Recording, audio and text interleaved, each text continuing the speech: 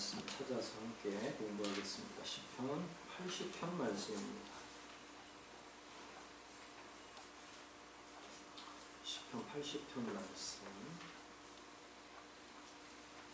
우리 함께 1절로 7절까지 말씀만 오늘 읽고 살피도록 하겠습니다. 한 구절씩 번갈아 가면서 읽고 7절은 같이 읽습니다.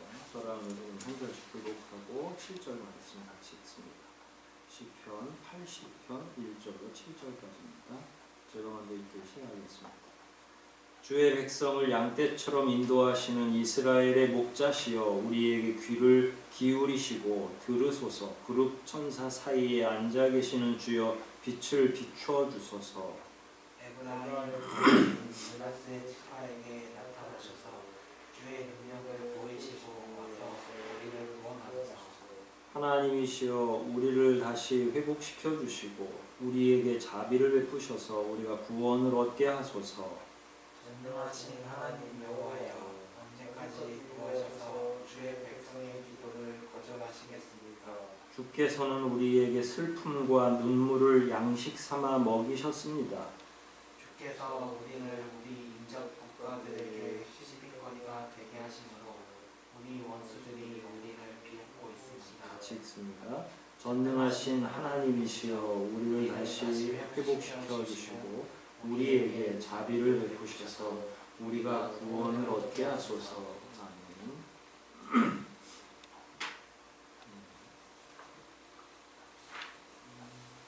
79편도 그렇고 80편도 그렇고 이스라엘이 멸망하는 것을, 어려움을 경험하는 것을 배경으로 지금 하고 있습니다.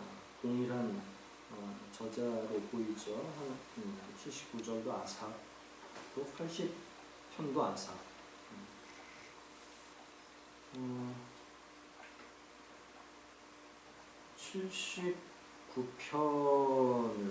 74편과 79편이 유사한 배경이라고 말씀을 드렸고, 79편이 586년에 느부갓네살에 의해서 성전이 파괴된 것이라면, 오늘 80편은 아수르 침략으로 인해서, 바벨론이 아니라 아수르의 침략에 의해서 722년에 침략할 때를 배경으로 하고 있는 것이 아닌가, 이렇게 생각을 합니다.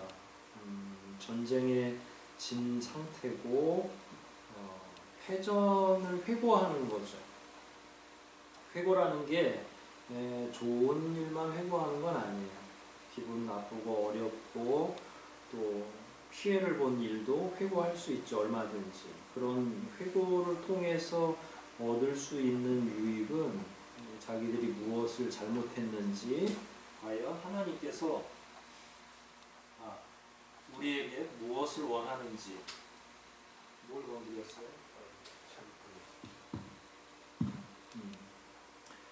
하나님께서 무엇을 원하고 계신지를 명확하게 알 수 있는 방법이 회고하는 거예요. 과거를 돌이켜보는 거죠.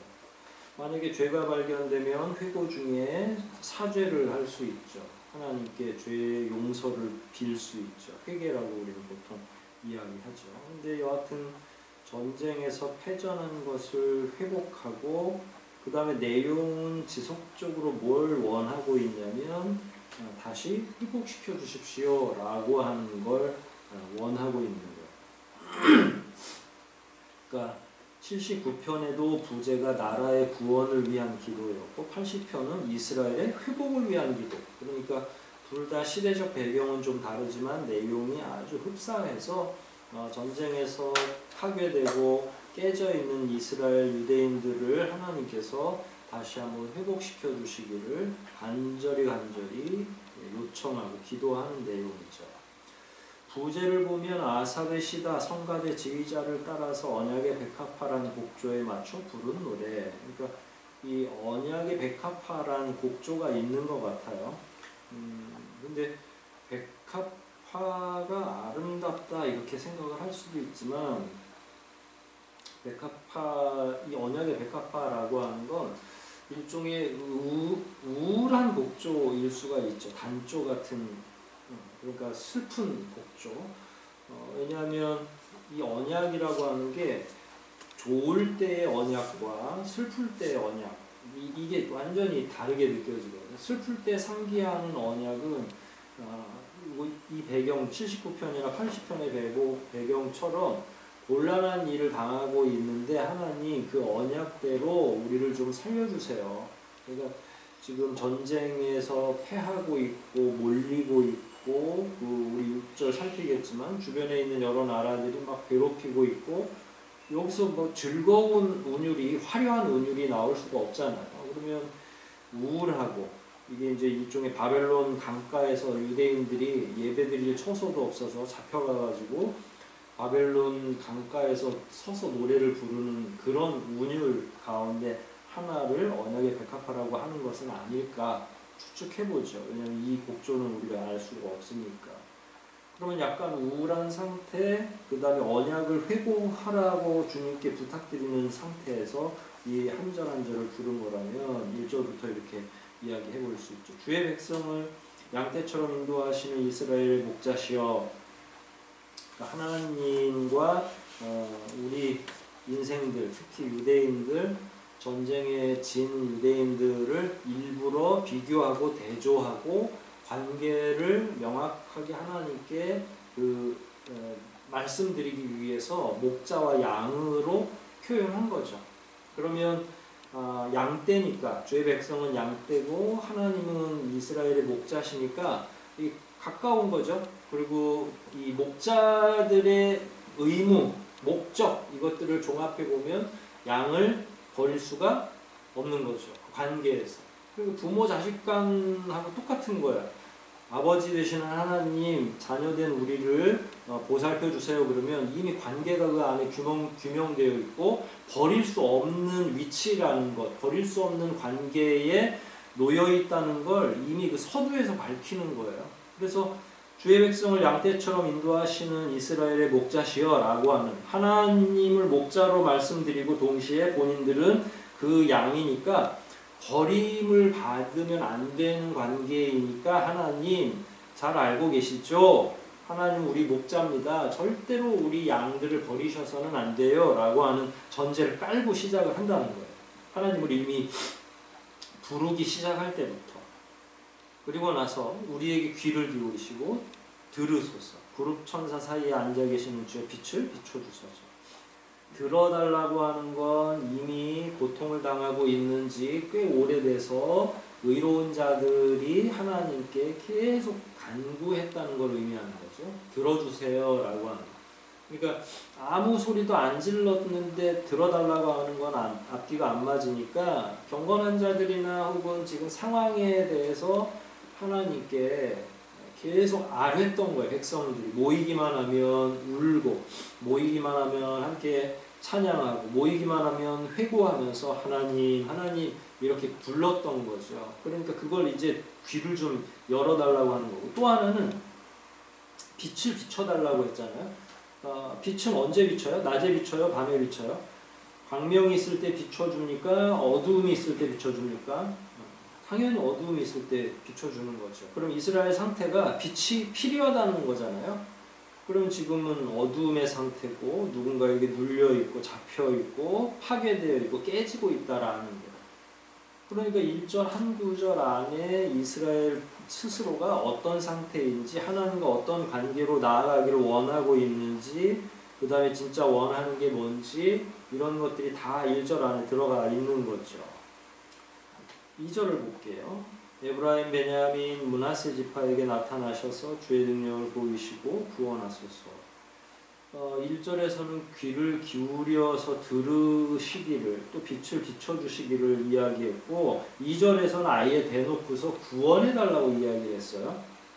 능력을 보여주시고 와서 우리를 구원해 주소서. 그러니까 이게 능력을 보여달라고 하는 건 하나님이 보통 전쟁을 하면 신들의 전쟁이었기 때문에 패했다고 하는 건 하나님이 패한 거라고. 이 고대 근동에는 그런 사고가 있었잖아요. 사상 자체가. 그러면 아이고 우리 하나님 패해서 어디 그야말로 우리가 망신스럽다. 79장 79편의 10절 한번 보세요. 어째서 이방 나라들 너희 하나님이 어디 있느냐 이게 이제 패했을 때 듣는 소리거든요. 너네 신은 어디 있냐?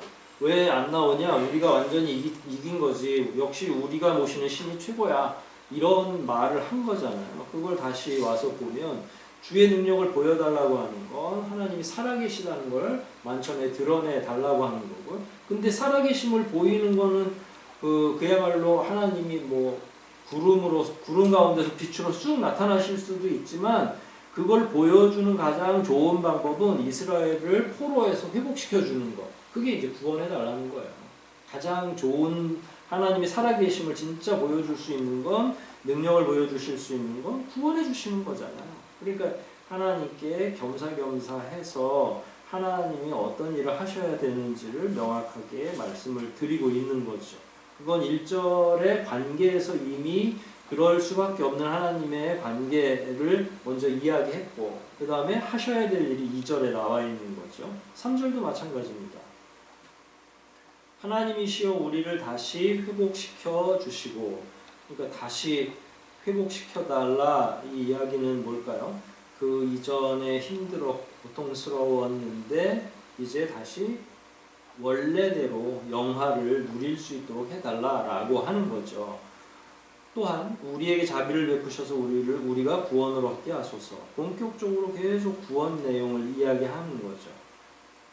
3절 안에 그 각주 2번을 보면 우리에게 자비를 베푸셔서 우리를 구원을 얻게 하소서, 주의 얼굴 빛을 비춰달라고 하는 그런, 그러니까 지금은 외면하고 계시고 하나님이 안 듣고 계시고 하나님이 다른 방식으로 소통을 안 하시려고 하는 거니까 이제는 하나님의 얼굴을 우리에게 보여주시옵소서라고 요청을 하는 거죠. 하나님이 실제로 역사에 개입해 달라는 거예요.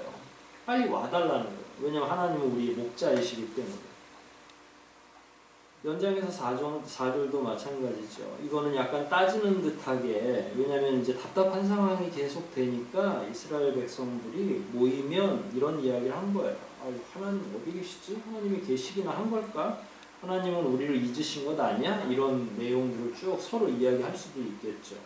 4절 보면 전능하신 하나님 여호와여 언제까지 노하셔서 주의 백성의 기도를 거절하시겠습니까? 이게 이제 제일 성도들이 어려워하는 문제 중에 하나가, 하나님과 우리 사이에 답답한 심령이 있잖아요. 하나님 기도를 안 들어주시는 것 같고, 하나님이 나를 외면하는 것 같고, 그러면 차라리 징역 몇 년, 그러면 그 날수만 채우면 되잖아요. 군대 갈 때도 제대는 몇 년, 몇 월, 며칠인지 다 나오잖아요. 그러면은 병사들은 제대할 날짜를 기다리고 있다는 거예요. 그날만 손꼽아 기다리는 거죠. 근데 문제는 이스라엘과 하나님 사이에 회복의 기간을 하나님이 늘 말씀을 안 해주신다는 거예요. 그 죄의 시간이 다 차기까지, 뭐 징역 몇 년에 처한다라고 차라리 말씀해 주시면 괜찮은데 아예 말이 없으니까 늘 그렇게 물어보는 거예요. 도대체 언제까지, 하나님은 언제까지 우리를 거절하시고 또 듣지 않으시고 얼굴빛을 돌리고 계실 겁니까? 라고 하는 거예요. 이게 제일 인생으로서는 어렵고 내지는 가늠하기 어려울 뿐만 아니라 답답한 상황인 거죠. 차라리 몇 대 맞을 거니까 몇 대까지 맞고 끝내자 이러면 되는데 말도 안 하고 침묵이 계속 흐르기도 하고 하니까 이스라엘 백성들은 계속 고통스러움을, 언젠가 회복될 거는 알지만 그게 이제 약속이 있으니까, 그럼에도 불구하고 그게 무한정 계속될 수도 있다는 그 불안한 생각 때문에 기한을 좀 알려주시면 안 됩니까? 라고 하는 이야기예요. 하나님은 근데 하나님의 때에 대해서 한 번도 이스라엘에게 말하지 않죠. 하나님은 하나님 자유로 움직이시는 분이니까 답답하지만 어쩔 수 없어요. 근데 이런 답답함을 안 누리는 유일한 방법은 하나님의 뜻대로 살아가는 거예요. 그리고 하나님의 뜻뿐만 아니라 하나님의 뜻 안에 포함되어 있는 시간, 또 하나님의 때, 이것에 대해서는 우리의 영역이 아니니까 하나님께 아예 내어 맡기는 거죠. 하나님이 선하신 분이고 하나님께서 반드시 구원하실 거야. 우리 대에는 아닐 수도 있지만 다음 때에서는 반드시 하나님이 이루어 주실 거야 라고 하는 확신 가운데 믿음 생활을 할 수밖에 없다는 거예요. 우리들은. 그러나 이제 이스라엘은 벌써 1년, 2년, 5년, 10년, 20년 이렇게 해서 막 포로기가 70년까지 막 늘어나고 있으면 벌써 대로 따지면 한 6, 70대 전쟁이 일어나서 잡혀간 사람들은 손자를 볼 시간이, 손자를 낳아야 될 만한 나이로 오랫동안 타국에서 생활을 할 수밖에 없는 거죠. 여기저기 막 뿔뿔이 흩어지는 거죠. 그러면 3대 정도가 벌써 지나가는 시간이라면 어느 누가 답답하지 않겠어요. 그래서 사람들이 이제 포로로 잡혀가 있는 사람들은 그러겠죠. 우리는 돌아갈 수 있을까? 언제 돌아갈 수 있을까? 왜냐면 한 1, 2년 잡혀간 지 1, 2년 안에는 희망을 빨리 가질 수도 있죠. 빨리 돌아갈 수도 있겠어. 뭐 이러는데 막 30년, 50년씩 지나면 자기네 힘도 빠지는 거잖아요. 그리고 회복에 대한 욕구들이 자꾸 떨어지는 거예요. 그래서 실제로 느헤미야를 비롯해서 다시 이스라엘로 돌아가도록 되어 있음에도 불구하고 유대인들 가운데 많은 사람들이 돌아가지 못해요. 그냥 거기서 뿌리를 내리고 정착하면서 사는 거예요. 그 지역의 여성들과 결혼을 한다든지, 물론 여성들은 남성과 결혼하는 거고요. 그러니까 그 지역에서 그냥 잡혀간 지역에서 사는 거예요.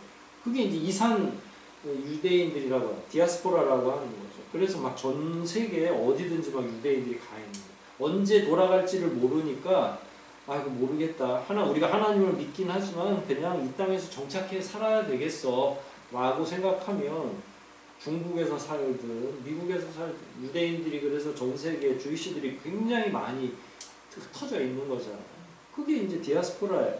왜 그러냐면 때를 알지 못하기 때문에 조바심도 있고 또 하나님의 때라고 하는 건 우리의 상상을 초월하는 방식이기 때문에 그런 거죠. 그러나 인내를 가져야 되는데 아무튼 이스라엘 백성 전체를 대표해서 아삽이 하나님 우리를 돌보아 주십시오. 언제까지 이렇게 하실 겁니까? 라고 질문을 할 수 있죠. 5절도 그동안 자기들이 당한 고통과 어려움에 대해서 다시 하나님께 토로하는 거죠. 주께서는 우리에게 슬픔과 눈물을 양식 삼아 먹으셨습니다. 제일 어려운 거죠.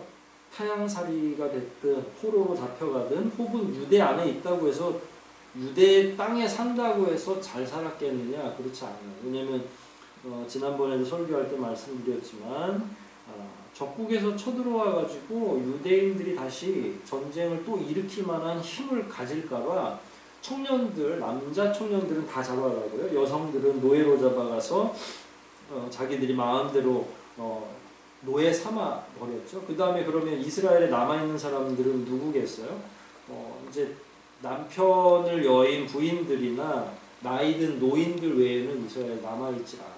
그 다음에 농토도 다 완전히 말발굽으로 절단을 내버리는 거죠. 먹을 것도 없죠. 군사도 없죠. 그러니까 유대 땅에 남아있는 사람들도 살기가 어려운 거고 잡혀간 사람들도 살기가 어려운 거예요. 어디 있든지 마찬가지예요. 그 내용이 5절이라는 거예요. 우리에게 슬픔과 눈물을 양식 삼아 먹이셨습니다. 잡혀간 사람뿐만 아니라 유대 땅에 남겨져 있는 사람들조차도 눈물을 양식 삼았다. 이게 은유적 표현이지만 실제로 처절한 고통과 슬픔을 경험했기 때문에 이런 내용을 쓰는 거잖아요. 더군다나 이 찬양의 대상 하나님이시니까 하나님이 들으실 건데 하나님이 야야 너네가 뭘 고생했느냐 이렇게 말씀할 수도 있잖아요. 만약에 거짓말로 혹은 과장법을 사용했다면. 그런데 여기서 슬픔과 눈물을 양식 삼아 먹었다는 건 은유이지만 진리에 가깝고 진실에 가깝다. 하나님이 그토록 유대인들에게 강하게 화를 내신 거고 유대인들이 짓밟히는 거를 그냥 조금 모른 척 유기하는 거죠. 그러니까 이스라엘 백성들이 그만큼 못되게 했고 이방 신을 섬기는 것 이런 문화 자체를 하나님이 굉장히 싫어하셨기 때문에 모른 척하고 계속 딴 데 보고 계시는 거죠. 그런 게 제일 두렵고 답답한 거죠. 우리 인생에 있어서도 우리가 죄를 지을 수 있죠. 하나님과 약간씩 멀어질 수도 있죠. 그런데 진짜 그 틈이 벌어져서 하나님께서 저와 여러분의 삶에 개입하지 않고 시간은 자꾸 흘러가고 내 양심이나 내 영은 회복되지 않고 막 딱딱하게 바스러질 것처럼 건조해지고 그런데 하나님은 계속 딴 데 보시고 나한테 응답을 안 주시는 거. 이 기간이 길어지면 어떻게 되겠어요? 완전히 아까 본국으로 돌아가지 않고 타국에 살다가 남아있는 사람도 짱 많은 거죠.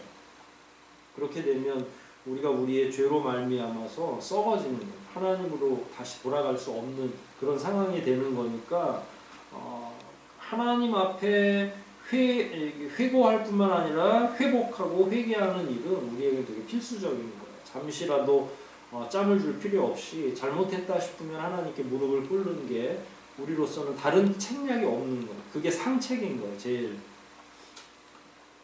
6절도 고통당했던 거죠. 4절, 5절, 6절 다 비슷한 거예요. 주께서 우리를 우리 인접 국가들에게 시비거리가 되게 하심으로 나라가 강하면 시비를 걸어요, 안 걸어요? 외국에서 안 걸죠. 그런데 시비거리가 계속 일어나고 있다는 건 뭐예요? 나라도 망했고 왕조도 망하고 있고 그렇게 되면 여기저기서 이제 이 국경을 자꾸 침범해서 밀고 들어오는 거죠. 이 당시에 뭐 명확한 국경이 있겠어요? 철조망을 친 게 아니니까 그냥 단에서 부엘세바까지가 유대 경계였는데 위로는 단에서 밑에까지 부엘세바까지. 그런데 사실은 뭐 그냥 막 쳐들어와서 살아도 거기까지 쫓아갈 군사가 없는 거예요. 그게 시비거리가 되는 거죠. 뭔 다른 시비거리가 뭐가 있겠어요. 그 다음에 양식 열심히 있는 사람들이 막 곡식을 심어서 가을에 추수해 놓으면 날름 와가지고 다 노략질 해가고 이런 거예요. 그러면 결국은 유대인들은 더 살아갈 수가 없으니까 또 하나님 앞에 막 기도할 수밖에 없는 거예요. 처절한 기도를 계속 드리는 상황이 되는 거죠. 우리 원수들이 우리를 비웃고 있습니다. 그게 아까 10절, 79편 10절하고 비슷하다고 그랬잖아요. 너네 하나님은 도대체 어디 계시냐라고 비웃는 거예요. 그러니까 이게 회복의 기미가 보입니까? 안 보입니까?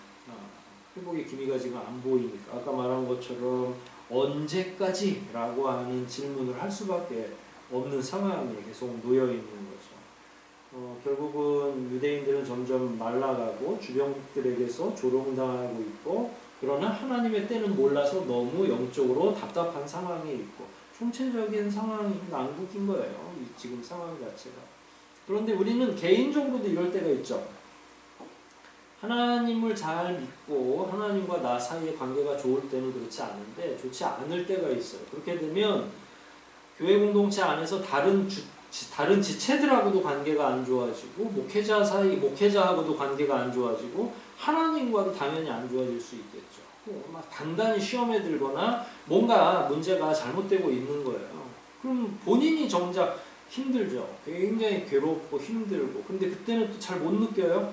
왜냐면 여기가 이미 사막화가 되어 있어서 여기가 따뜻하고 촉촉해야 회개도 빨리 되고 하나님과 나 사이의 관계도 빨리 회복이 되는데 그렇지 않으면 원인을 자꾸 다른 것에서 찾으려고 하죠.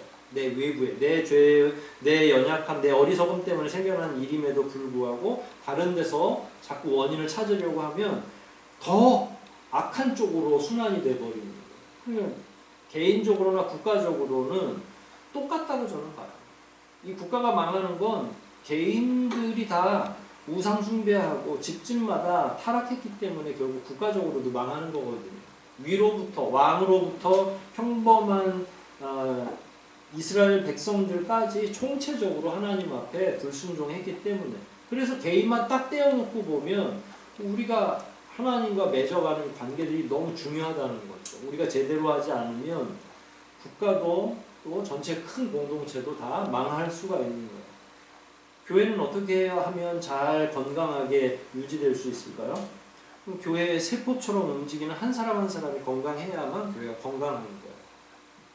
그렇게 해야 좋은 교회, 건강한 교회가 되는 거죠.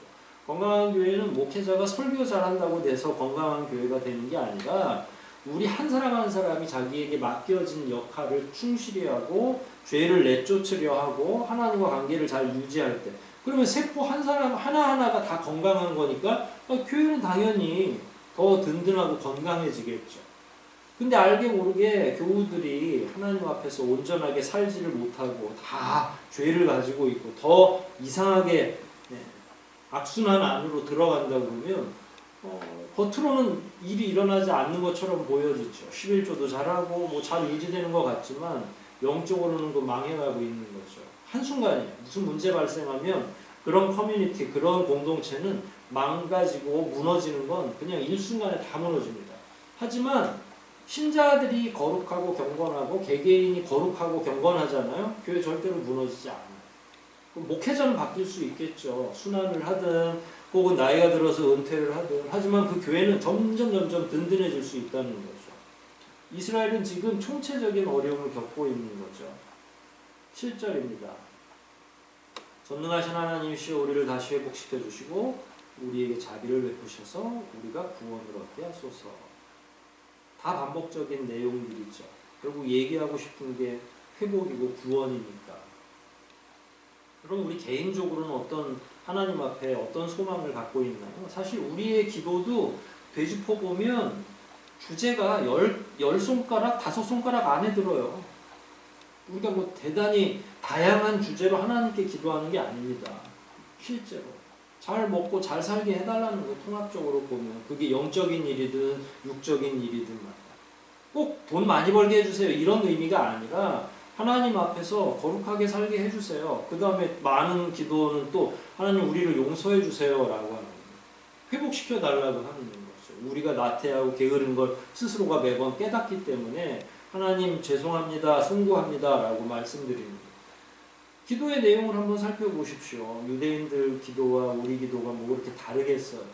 우리 개인적으로 이 정도로 멸망할 만큼 죄는 짓지 않았겠지만 우리 역시 하나님 앞에서 참 연약하고 때로는 다른 사람들에게 웃음거리가 되기도 하고 근데 그게 하나님의 잘못이 아니라 내 잘못이었잖아요. 그럴 때는 그냥 하나님 앞에 이렇게 기도할 수밖에 없는 거죠. 염치불구하고 하나님 도와주시옵소서라고 이야기하는 거예요. 이스라엘 백성들이 끊임없이 참 이게 괴로운 일인데 악한 자들은 절대로 자기 스스로가 회개 안 하잖아요. 지금 시편에 나와 있는 이런 내용들은 다 의로운 자들이 대신하는 거예요. 근데 다행히 기도는 의로운 자들의 몫이에요. 설사 지금 내가 죄를 져서 하나님 앞에 송구하다 하더라도 의롭다 칭함을 받은 자들이 할 수 있는 행위가 기도잖아요. 벗어나올 수 있는, 죄로부터 해방될 수 있는 것. 그러니까 하나님 앞에 회복을 기도하고 회개하기를 스스로가 생각해낸다는 건 너무 감사한 일이고 자연스러운 일이고 그런 기도는 부끄러운 게 아니죠. 그래서 회개 기도는 죄인이 드리는 것처럼 보이지만 그럼에도 불구하고 선택받 구원받은 자가 드리는 기도잖아요. 그리고 그들의 하나님의 자녀들에게 주신 하나님의 특권이고 용서받을 수 있는 권한이 있어요. 왜냐하면 십자가로 다 대속을 했기 때문에. 악용을 해서 끊임없이 그걸 믿고 막 계속 죄를 반복하면 안 되겠지만 그럼에도 불구하고 이스라엘 백성들도 계속 순환론적 역사들이 있잖아요. 그게 일직선으로 마지막을 향해서 가는 순환하면서 한 방향으로 가는 나선현적 역사관인데 죄 짓고 또 회개하고 하나님 앞에 다시 회복되고 이런 역사들을 개인이든 국가든 갖고 있다는 거예요.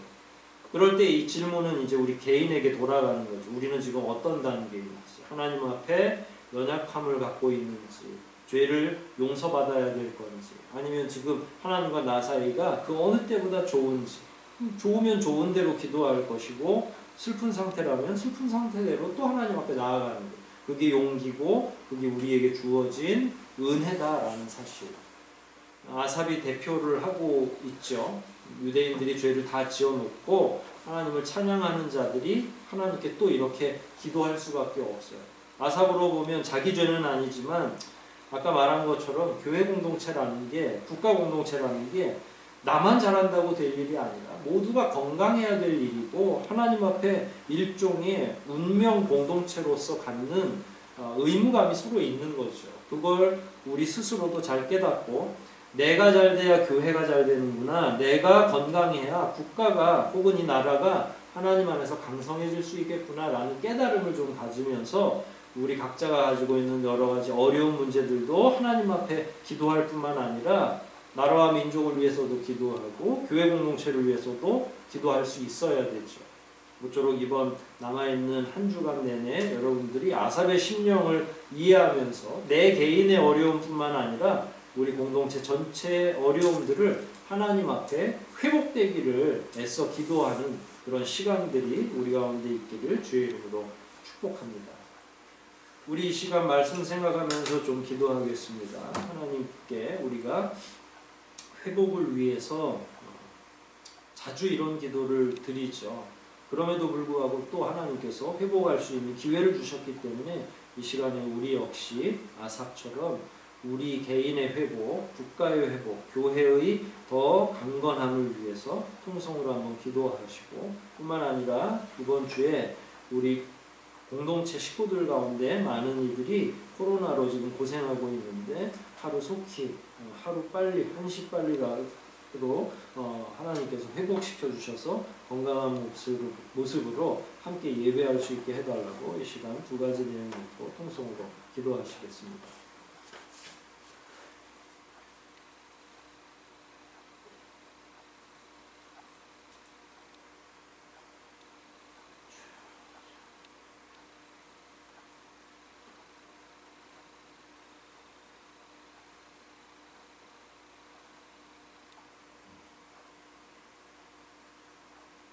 하나님 아버지 감사합니다. 오늘도 말씀을 통해서 우리가 하나님 앞에 회복을 위한 기도를 올리고 그동안 베풀어 주신 은혜를 감사할 수 있는 기도가 필요하다는 사실을 배웠습니다.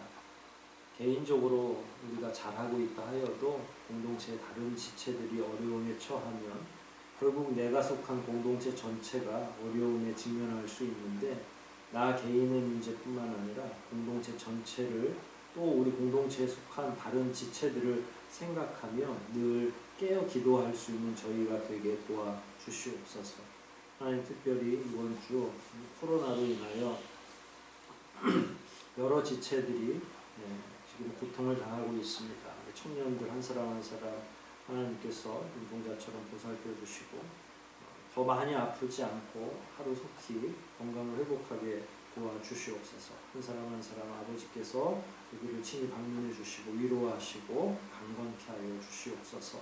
저희 돌아가는 발걸음도 인도하시고 남아있는 이 한 주간도 주님 안에서 은혜 가운데 승리할 수 있도록 도우시기를 간절히 소원하오며 우리 구주 예수 그리스도 이름 받들어 기도하옵나이다. 아멘.